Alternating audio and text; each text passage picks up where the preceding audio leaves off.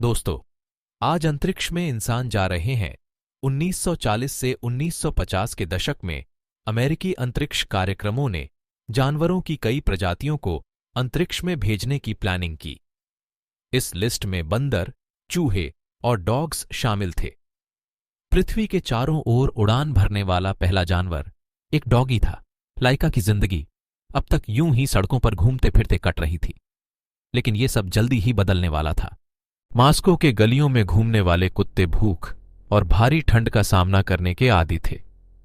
इसलिए सोवियत वैज्ञानिकों ने तय किया कि ऐसे आवारा कुत्ते ही इस मिशन के लिए बेहतर होंगे। सैकड़ों कुत्तों में 3 चुने गए। ट्रेनिंग शुरू हुई तो पता चला कि उनमें से एक गर्भवती है। उसे रिजेक्ट कर दिया गया।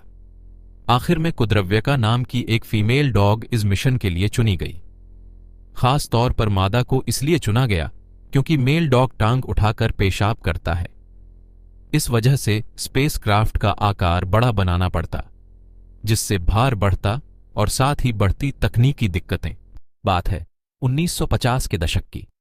इंसान जब भी आकाश की ओर देखता, एक हुलस उठती थी, अंतरिक्ष की अटल गहराइयों को हम कब नाप पाएंगे। लिहाजा रॉकेट बनाए गए, जिनमें बैठकर इंसान अब आकाश गंगाओं का रुख करने वाला था। इसे किस्मत ही कहेंगे कि वैज्ञानिकों ने इस मिशन के लिए लाइका को चुना। वैज्ञानिक ये जानना चाहते थे कि स्पेस फ्लाइट का किसी जीवित प्राणी पर क्या असर होता है।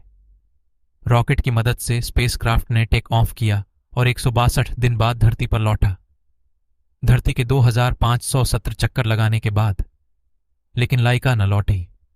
उसकी मौत हो चुकी थी। दिन था 3 नवंबर। अंतरिक्ष के इतिहास में अहम दिन है। इसी दिन यानी 3 नवंबर 1957 को रूस ने स्पुतनिक 2 नाम के अंतरिक्ष यान में लाइका नाम की एक डॉगी को अंतरिक्ष भेजा था। स्पुतनिक 2 में बैठकर उसने धरती के चक्कर भी लगाए थे।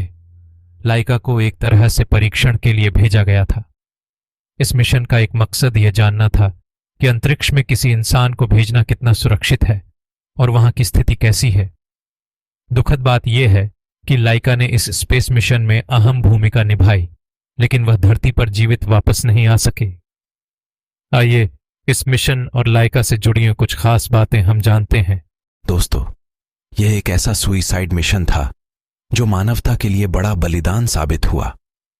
इसे सुइसाइड मिशन इसलिए कह सकते हैं क्योंकि मिशन में शामिल वैज्ञानिकों को अंदाजा था कि लाइका का धरती पर जिंदा वापस लौटना संभव नहीं है। उन्होंने जो अंतरिक्षयान बनाया था उसमें तकनीकी खामी थी।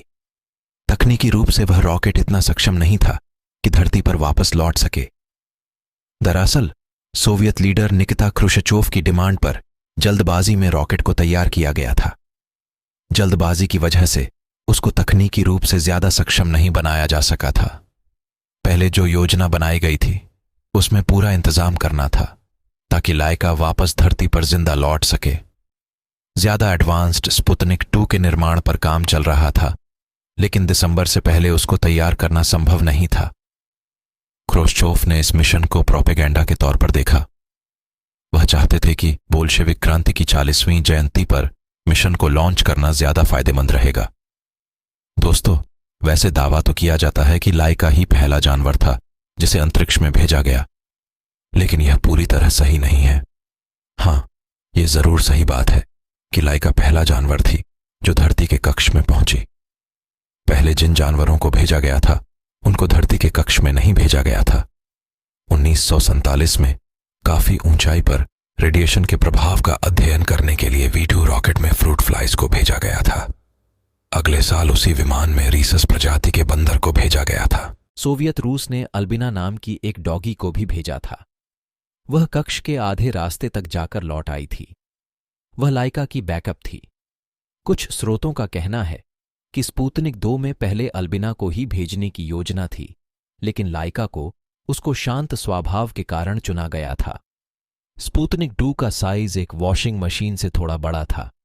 लाइका को स्पुतनिक 2 के अंदर खुद को जीवित रखने के लिए प्रशिक्षण देने के मकसद से उसे छोटे छोटे पिंजरों में प्रशिक्षण दिया गया। लाइका को अंतरिक्ष मिशन पर जाने से पहले पूरा प्यार दिया गया।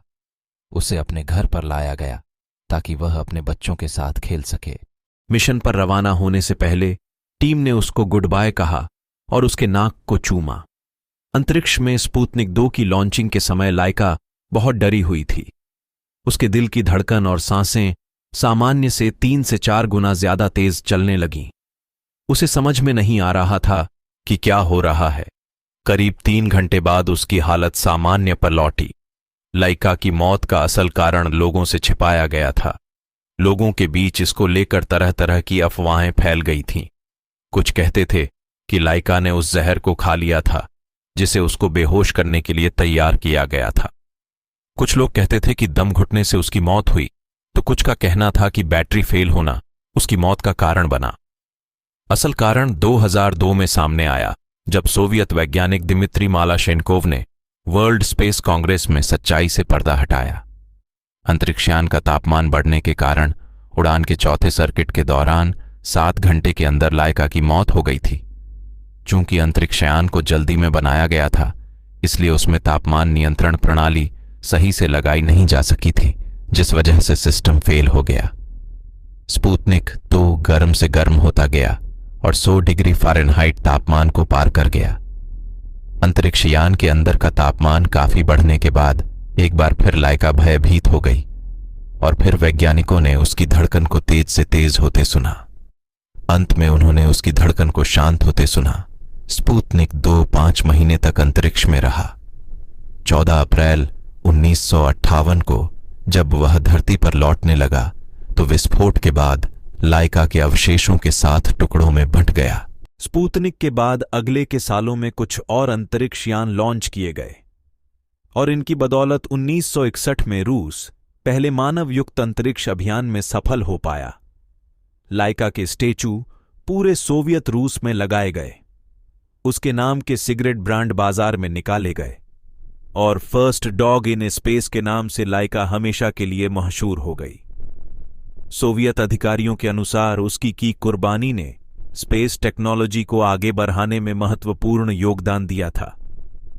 लेकिन न तो कुर्बानी लाइका ने अपनी मर्जी से दी थी और न ही ये महत्वपूर्ण योगदान वाली बात पूरी से तरह सही थी। इस मिशन की पूरी असलियत 1991 के बाद उजागर हुई, जब सोवियत संघ के विघटन के बाद खुफिया दस्तावेज खंगाले गए। दोस्तों, लाइका के बारे में आपकी क्या राय है? कमेंट में बताएं और फैक्ट नॉलेज फाइल को सब्सक्राइब करें।